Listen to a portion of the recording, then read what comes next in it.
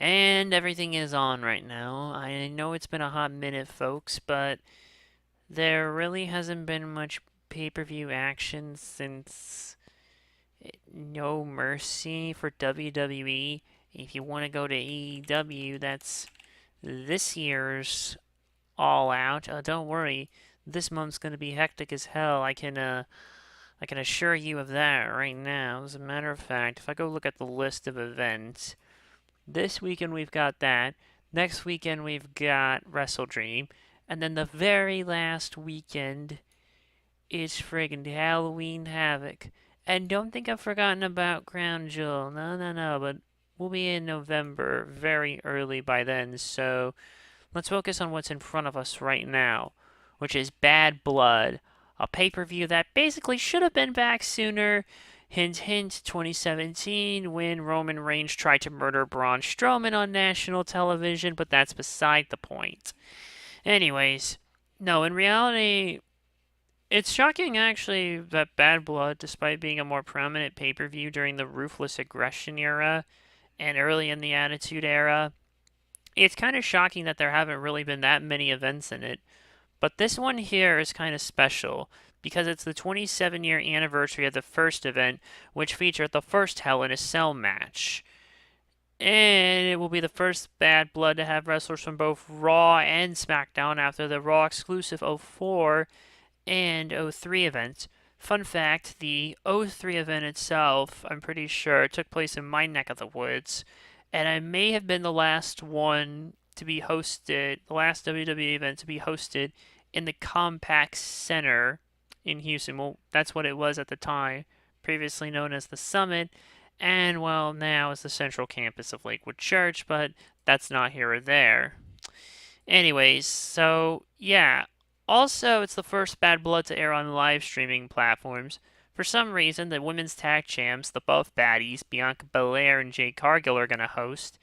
And it's going to be the first WWE event to take place on the same night as a UFC pay-per-view since the two companies merged with to form TKO Group Holdings in September 2023.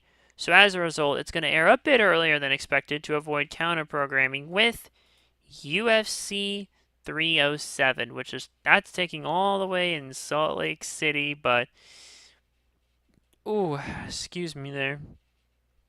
But that is beside the point. We've got a lot to look forward to. Well, not many matches, but there's a lot in them. I'm Coffee Lover 239, and with us is our resident John Moxley stan Steven. What up, everyone? And also, Wapaganon style. No, Hey, sexy lady. Dean, stop Sorry, I it. had to do. No, you I had didn't to do it. have to. Just stop it. That thing is done, and it's been done for a long time. Stop being random. Let's get down to business. We've got 5 Okay, matches, and hey, what do you know? Speaking of good old Hell in a Cell, guess what's kicking off the friggin' show? CM Punk and Drew. You don't talk over the intro speech. You screwed that one up. Sorry, I didn't know that. You don't talk over it now, here, for goodness sake, anymore. Now let me try that Oh, wait. again. I actually do have to say. Wait, I do have to say one thing before you do hit that. It's almost been 5 years since the whole. Yeah, we're not gonna talk about that. I promise you. Okay, We're not gonna talk okay. about that. Never happened. Whoosh. Now, guess what's kicking off the show, speaking of Hell in a Cell? Drew McIntyre versus CM Punk. See, was that so difficult? No, I don't think so. Yes, we no longer are having dedicated Hell in a Cell pay-per-views. We're bringing it out for when the time is right. And boy, do I ever think the time is right for this feud. I think many of us called this. But yeah, No, we're... this ain't. No, I'm being serious. This ain't the first time they got rid of the red lights. WrestleMania 39 with Edge and Finn. Just to be clear, Uh, because people are saying that, oh, the red lights are gone. They've been gone for a while. oh I'll say that, yeah. god, that So, that one ended on a sour note because of him getting injured to shit and the wrong guy won. But whatever, I digress. Now let's go back to this match, please. At the Royal Rumble in January, CM Punk eliminated Drew McIntyre in the Men's Royal Rumble match. And during the match, McIntyre legitimately injured Punk's tricep after a botched landing of the Future Shock DDT. Over the next few months, McIntyre taunted Punk on social media for causing his injury. Punk retaliated by costing McIntyre the World Heavyweight Championship at WrestleMania XL in April after he won it, and then Damian Priest cashed in at Clash at the Castle Scotland in McIntyre's home country in June. Poor guy, he can't catch a break. He's got to win on the next fucking one, or it's bust. And I have Money in the Bank in McIntyre's namesake cash-in match in July. At SummerSlam, McIntyre defeated Punk, which featured Seth freaking Rollins as a special guest referee because all their brawling, well, aired off the other refs. This led to a rematch of Bash in Berlin, which was contested as a strap match, and Punk won, essentially making it 1-1. So here is our rubber match. Punk won this during the climax of the match, Punk retrieved the bracelet that McIntyre had stolen some weeks ago. This bracelet was a gift to Punk, which was adorned with his wife, AJ Lee, and dog's, Larry, names. But on the following episode of Raw, McIntyre not only brutally attacked Punk and snapped the bracelet.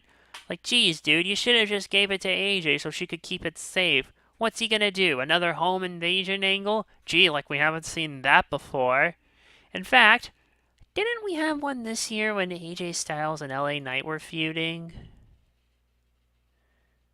That's what I thought. Now, where was I? Oh, yeah. And that was your cue, but whatever.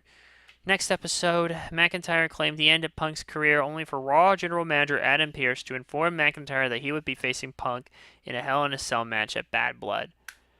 So I can guarantee you this match is going to be brutal. People are going to get hurt. There's probably going to be some blood. And, somebody... Yeah, this is going to be a brutal Somebody match. call my mama. No, no, no, no, no, no, no, no, no, no, no, no, no. I said stop being random. If you don't stop, I'll just finish this myself. Okay. I give you a cue to speak and you don't do it here, yet you'll just do it whenever. Okay, so am I ready to pick? Well, I mean, who do you got on this one? I got the Scottish Warrior Drew McIntyre. Well, Jesse has CM Punk, and I don't know. I mean, Jesse, come back here. Jesse, better do this right now. he is not going to come in here, man. He's got things to do, which is why he asked me to relay the predictions. So stop it and calm down.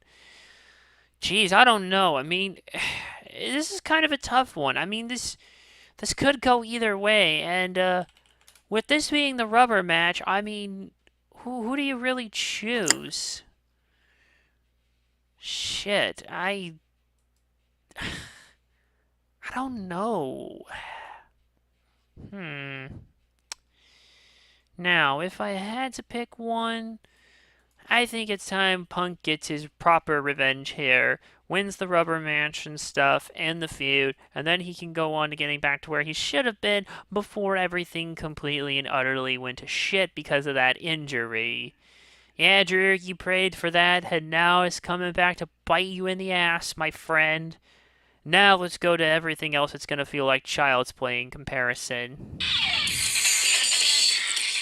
Starting with Nia Jax versus Bayley for the WWE Women's Championship.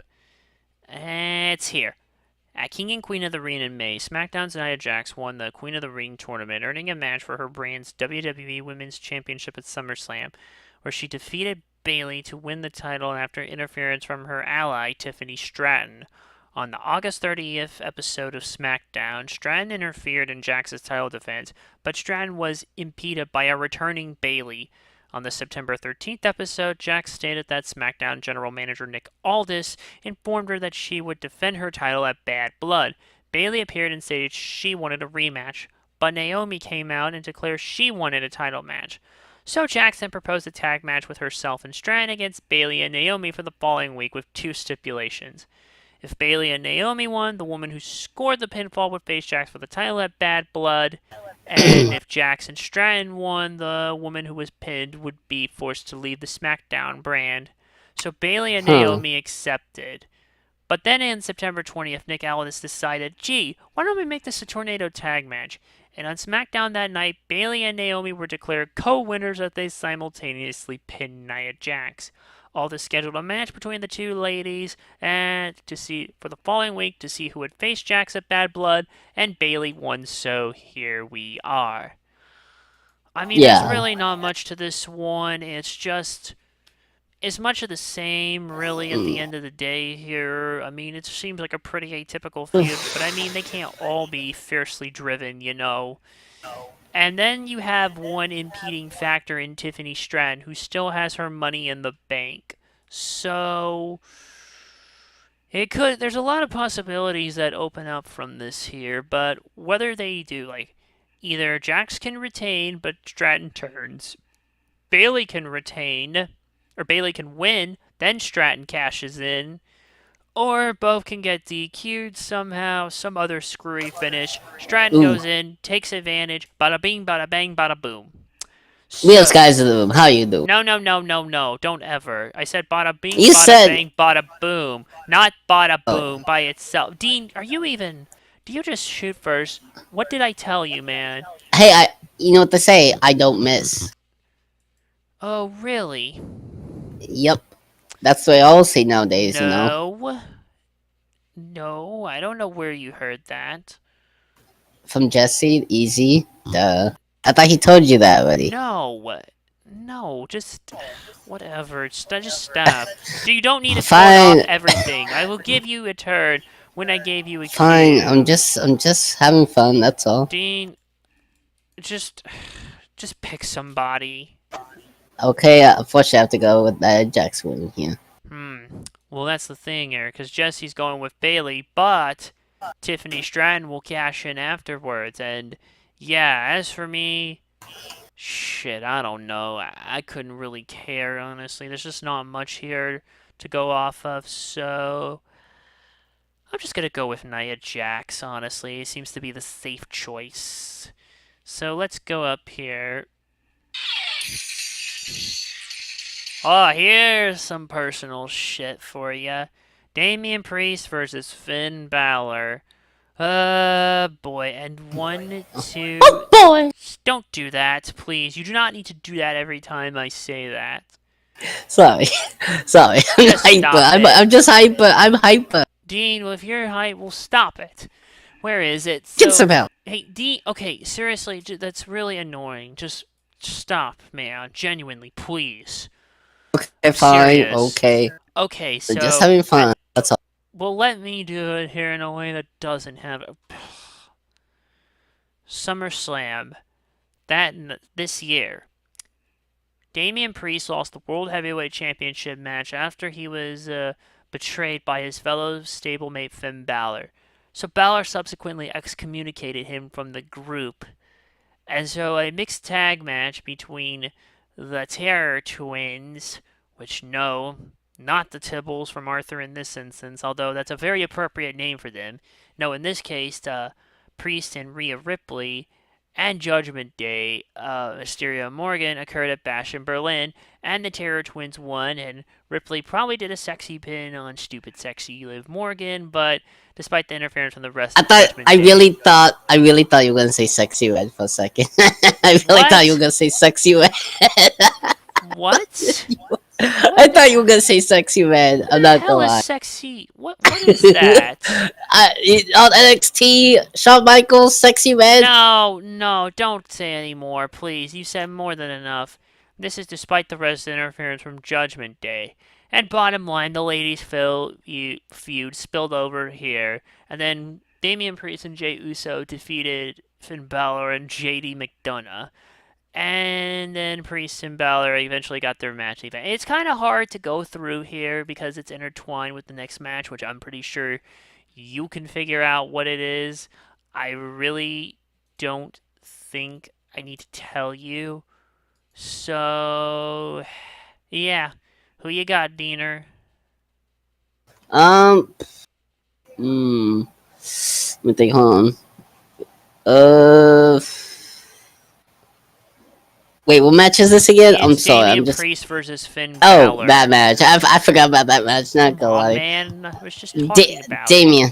Damien. Yeah, let's see. Well, hold on. Okay, well, Jesse said Damian Priest by disqualification because Judgment Day is going to screw shit up. I'm gonna go with Damian Priest as well. Again, this seems like the safer choice here, so and there's really not much you could go off of, so I think Damian Priest. Now we get to the women's side. Stupid Sexy Liv Morgan versus Rhea Ripley for the Women's World Championship. And Dominic Mysterio is going to be suspended above the ring in a shark cage. Boy, we haven't seen that in a while. Hey, come to think of Nope. it. Come to think of it, there's something I need to look up. I could have sworn. Hold on. What?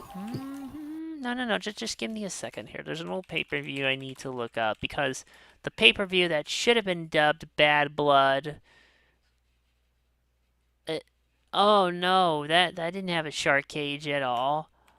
I was What? even What was it? I was thinking Great Balls of Fire. Thought someone had a match where somebody was suspended in a shark cage. That should have been a Bad Blood, actually. Apparently, that was actually supposed to be the revived one here, but no, instead they did this crazy shit. What was it? Okay, I think I remember, but it was sometime in 2017. There was a friggin' shark cage. Was it SummerSlam that year? I think. Yeah, yeah, it was. It was 2017 SummerSlam. Big cash, big show. Fucking Enzo was in the goddamn shark cage. Oh, my memories. I don't know. Back to this match itself.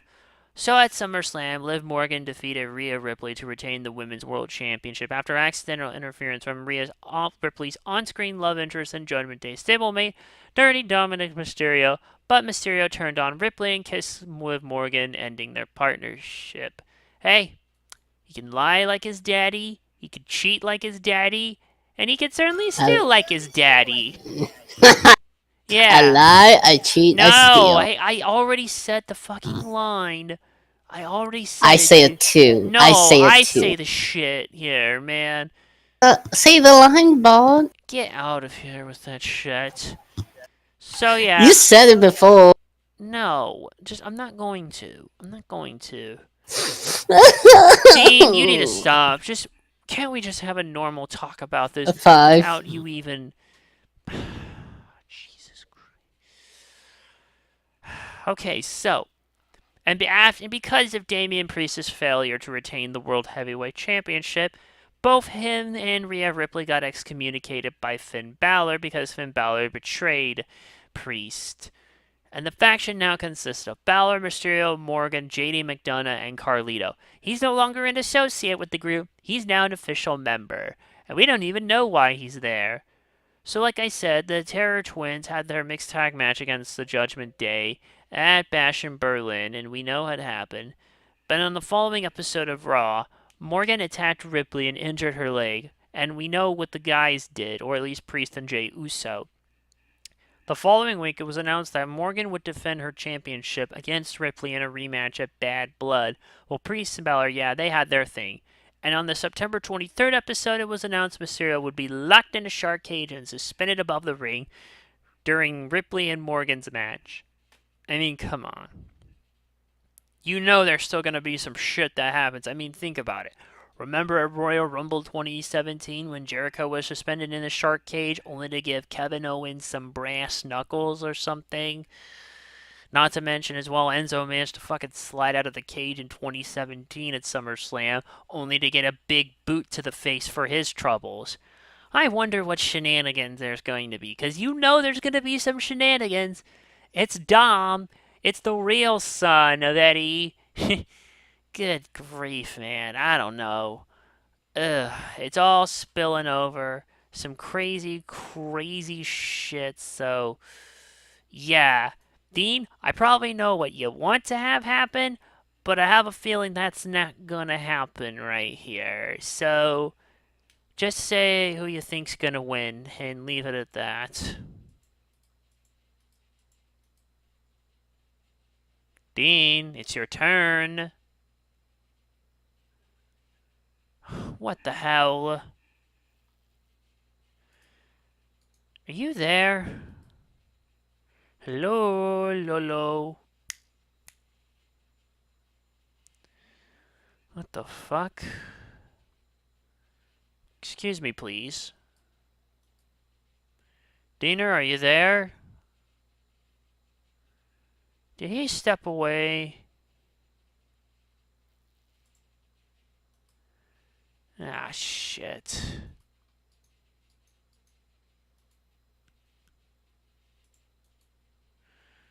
Oh, did his internet fail or... Well, shit. Guess I'm on my own again. Fucking now. Why don't I read Jesse's first?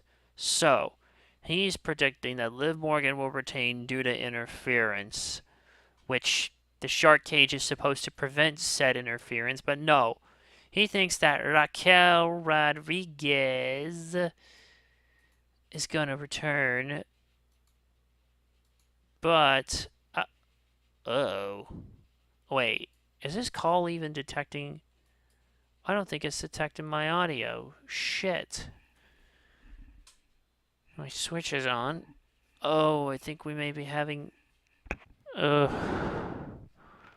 on. I think we might be having a small technical problem. All right. Hold on.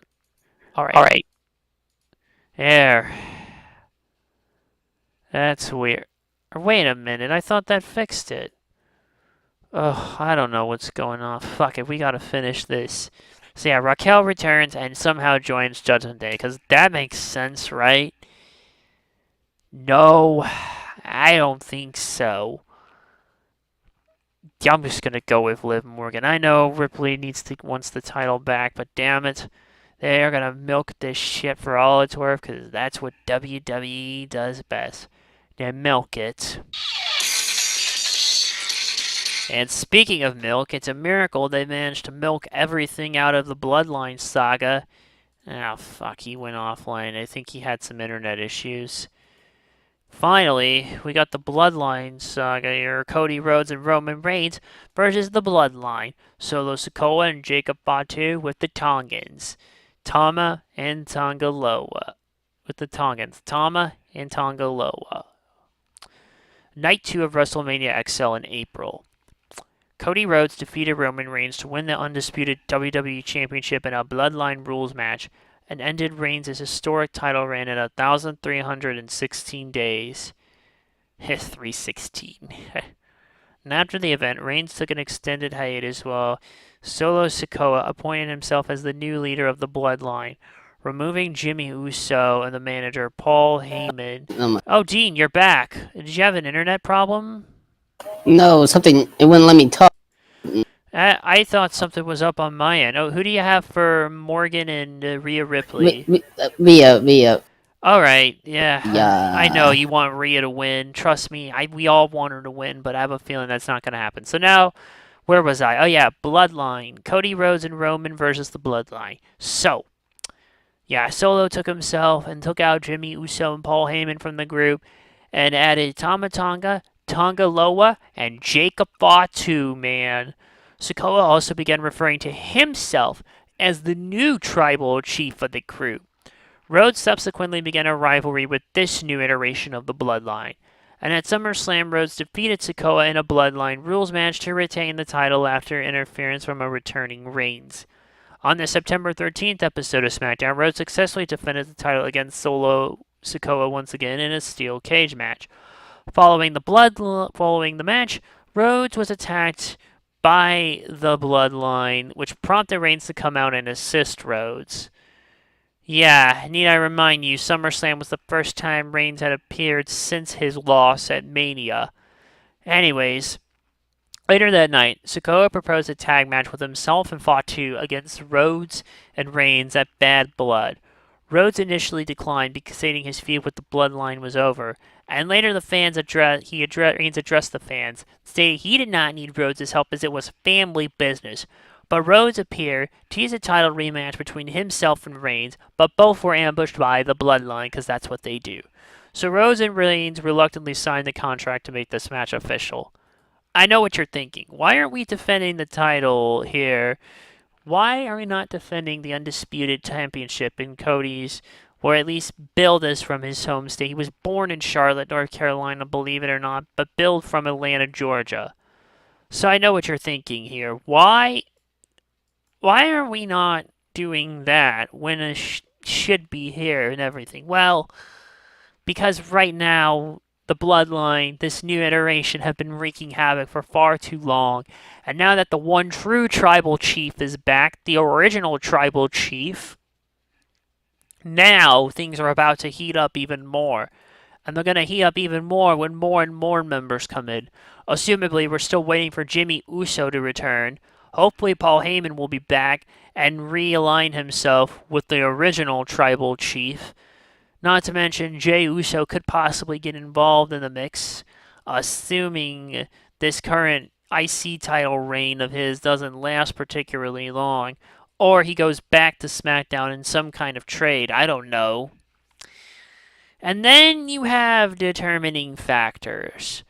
Now, like I said, we're still waiting on Jimmy Uso, but there's also been impending rumors that Hikuleo, now of all people, apparently, because yeah, the Tongans, not enough apparently. Jacob Fatu, not enough.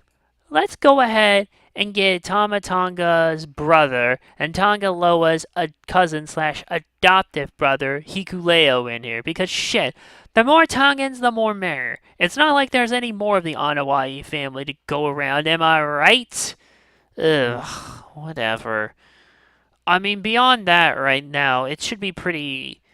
I don't know. This is still going to go a good while, and I wouldn't be surprised if the Bloodline, this new iteration of the Bloodline, Sikoa, Fatu, and the two Tongans go up against Cody, Roman, and potentially the Usos, or whoever else is on SmackDown. I don't know who's on SmackDown right now, actually, that we could just insert in, because I'm pretty sure Sami Easy. Zayn's. Logan Paul. No, Dean, stop it. Get some help. No, no. How about one better? Slap yourself, because that was terrible. And Logan Paul, we don't need to see him again for a long fucking time. I've had more than enough of him on WWE than I can take. So let me see. If we were to look at this list of who we could fit in, we could fit Kevin Owens in, and maybe Randy Orton. I don't know. I mean, the possibilities are endless right now. So I mean, anything's possible, really. Or we could just say fuck it and break the rules and call in the two Usos, because why not? Shit, I have a feeling they're gonna still milk everything. Because I have that dreaded feeling when you know who comes back. Oh god, I'm not looking forward to when that happens, because I have to go full on you suck crazy. Roast him every chance here from behind a screen, because fuck Wait, who you it. talk? Who you talk about? Logan? Not Logan Paul. No, no, no, no, no, no, no, no, no, no, no. We are not talking about him at all. We're talking bloodline stuff. Jimmy. Oh, the final boss. The Don't, final don't even dare. boss. Dean, don't even dare. That fucking final boss was just. Ugh. Whatever, man. So, yeah, who you got for this? I got Jake. No, wait, Roman and Cody. I was about to say Jamie and Jacob and Solo, but as much as I want Solo get the Jacob get the win, I want Roman and Cody are gonna win. Well, Jesse says that Cody Rhodes and Roman Reigns are going to win, but by disqualifications, because the Tongans are going to interfere, and that we either get Jimmy Uso returning, because he's been out of action for a while, or Hikuleo debuts. I mean, with this match being in the main event, you know something big's got to happen. That's usually how it rolls. So, as for me, I'm going to go with Cody Rhodes and Roman Reigns. I mean, this is Reigns' first pay-per-view match, like, back in a good while. And even though it's a tag match, I don't think they want him losing so soon in his first No, match back. no, So no, Cody no. and Roman are going to pull out the win here. And that's it. That's it. That's all the matches. That's all, folks. We've got more in the coming weeks on the AEW. That's what they all. No, That's what they seriously. all say. Dean, stop it. You know I'm being serious. Next week, around the same time, we'll be talking about Wrestle Dream for AEW. And then in a couple weeks, we will probably be talking about NXT Halloween Havoc because we've already revived one thing back from the early 2000s. Why don't we revive something back from the late 90s? Yes, I know technically this was done here. Halloween Havoc was done as a live streaming event in 2022, but shit, man. I know, but this is like the second one they're going to do with that after the other events, and we'll just address everything else when we get to it. We're getting closer to the end of the year, folks, and the sooner we can get this over with, the better. The sooner the better, indeed. Yeah, The sooner the you don't need to say it like that. Dean, just go. Flee thy cauldron of ass, and as for copy. Dean, flee thy cauldron of ass. For the rest of you, please take care of yourself and each other, because quite frankly, tomorrow is not guaranteed. Thanks for watching, and we'll see you all back here next week. For Wrestle Dream, motherfucker. Yes, yes, for Wrestle Dream. Till next time.